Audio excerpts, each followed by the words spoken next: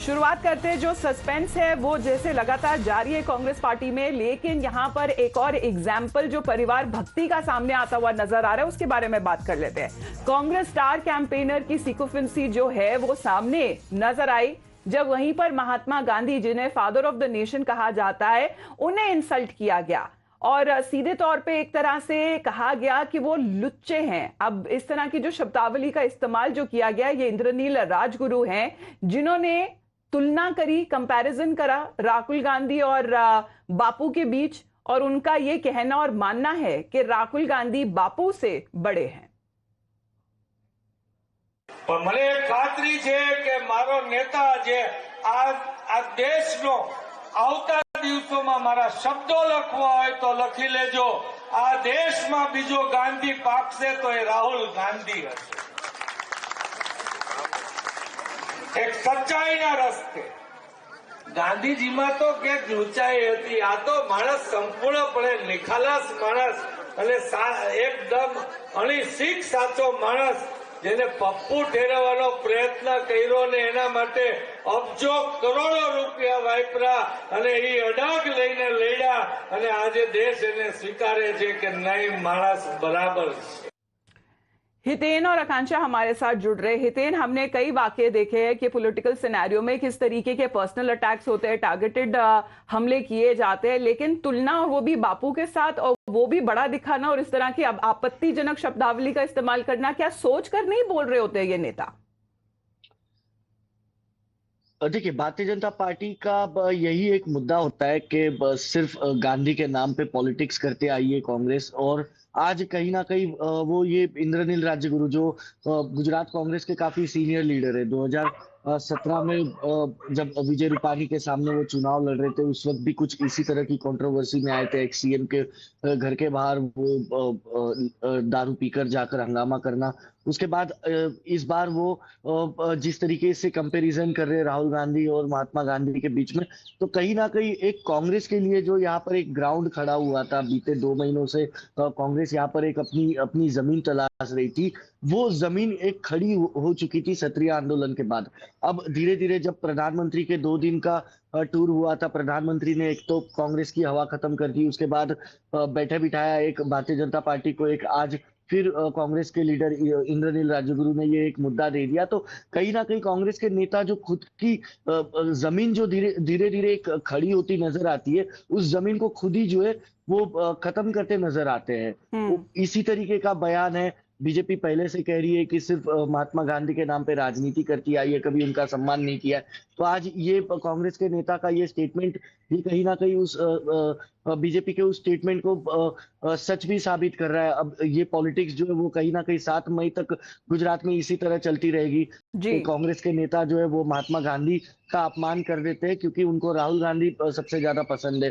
तो कहीं ना कहीं जो कांग्रेस का हार्डकोर वोटर होगा, अब वो फिर से जमीन में बैठ जाएगा, फिर से वो बाहर नहीं निकलेगा, क्योंकि किस तरीके से वो अपने पार्टी के लिए अब ऐसा हो नहीं सकता हितेन कि बीजेपी इस मुद्दे को जाने दे, वो भी उठाएगी और वो भी ऑब्जेक्शन रेज करेगी इस पूरे मुद्दे पर। एक बार आकांक्षा के पास चलते हैं, क्योंकि आकांक्षा, हम साइकोफेंसी की बात कर रहे, जिसकी एक्चुअली अगर ट्रांसलेट किया जाए तो उसे चापलूसी कहना कहते हैं। अब वही जो चापलूसी की जो हदें हैं वो पार करते हुए नजर आ रहे हैं क्या ये नेता? Well, you see, Amita, a very controversial statement has been given by the senior Congress leader from Gujarat during this election season. In fact, he has firstly compared Mahatma Gandhi to Rahul Gandhi. He said that Rahul Gandhi is a bigger leader than Mahatma Gandhi, and also said a very derogatory word for Mahatma Gandhi, which is lucha. Let me read out the statement for you. इस देश में कोई दूसरा गांधी होगा तो वो राहुल गांधी होगा। एक सच्चाई के रास्ते और गांधी जी में तो थोड़ी लुच्चाई थी, लेकिन ये तो संपूर्ण सच्चे आदमी है। alluding to Rahul Gandhi here. Definitely trouble is mounting on Congress after this controversial statement, because definitely BJP will use this to attack Congress and ask questions on why their own leaders are calling Mahatma Gandhi with such derogatory names. So it remains to be seen what the response of these senior Congress leaders here in Delhi on this controversial statement of the कुछ आ रहा है क्या leader reaction Hiten, Congress या BJP दोनों तरफ से? देखिए, कांग्रेस के काफी लीडर्स को लेट नाइट मैंने कोशिश की बात करने की, लेकिन कांग्रेस का कोई लीडर जो है इस पर अब तक खुलकर बोलता नजर नहीं आ रहा है, क्योंकि उनको ये पता चल चुका है कि इस वीडियो से ये साबित हो रहा है कि आपके नेता सीनियर लीडर हो या फिर कोई नया लीडर हो, ये हर कोई सिर्फ और सिर्फ पार्टी में अपने नंबर बनाने के लिए गांधी परिवार की चापलूसी करते नजर आते हैं। इसी प्रकार का ये स्टेटमेंट है जैसे। लेकिन भारतीय जनता पार्टी निश्चित तौर पर आज एक बड़ा ट्रेल करेगी, इस पूरे टॉपिक को उठाएगी, क्योंकि भारतीय जनता पार्टी गुजरात में कांग्रेस को डाउन करने के लिए कुछ मुद्दे ढूंढ रही थी। सबसे पहले राहुल ने राजपूत वाला स्टेटमेंट दे दिया था राजवीयों के खिलाफ, जो बोलकर राहुल ने एक नई कंट्रोवर्सी खड़ी की थी, उसका भाजपा ने फायदा उठाया था यहाँ पर। अब इंद्रनील राजगुरु का ये लेट नाइट वाला तो नेता के बारे में जरा और जानकारी दीजिए, आखिरकार है कौन इंद्रनील राजगुरु हितेन? बिल्कुल, अगर इंद्रनील राजगुरु की हम बात करें तो राजकोट पूर्व जो असेंबली है वहां से कांग्रेस के वो एमएलए हुआ करते थे। हालांकि 2022 में वो चुनाव हार गए थे। उसके बाद आम आदमी पार्टी में भी वो जुड़े थे। आम आदमी पार्टी पर फिर आरोप लगाते हुए वो वापस कांग्रेस में आ गए और अब कांग्रेस में काफी सीनियर लीडरों में से है। गुजरात कांग्रेस में अगर हम बात करें तो जिस तरीके से 15 से 16 जो उनके कोर टीम के लीडर्स है, उनमें से एक ये इंद्रनील राजगुरु है, जो गुजरात कांग्रेस में उस तरीके का दबदबा रखते हैं। पूरे गुजरात में अगर कांग्रेस में सबसे अमीर अगर कोई लीडर होगा, पॉलिटिकल लीडर, तो वो इंद्रनील राजगुरु होंगे।